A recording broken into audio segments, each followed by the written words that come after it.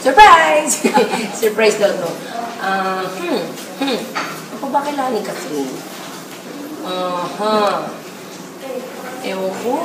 Anak, parang naman nasa iyo na lahat. Ako, ang wish ko na lang siguro is konting alaga sa katawan,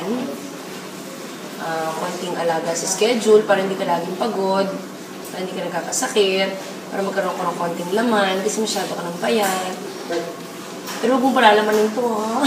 Para hindi malaki, ha?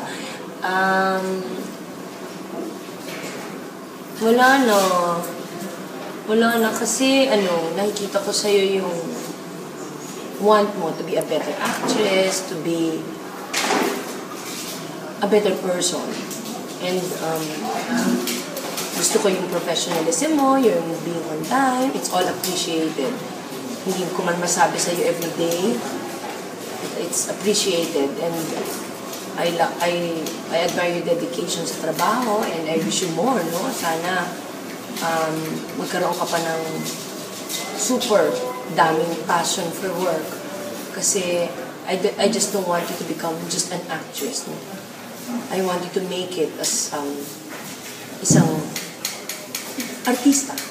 Artista na mahal yung craft niya. Hindi lang dahil ito ang nagbibigay sa'yo ng trabaho, but because I want you to develop your love for this craft. Yun lang. And wish,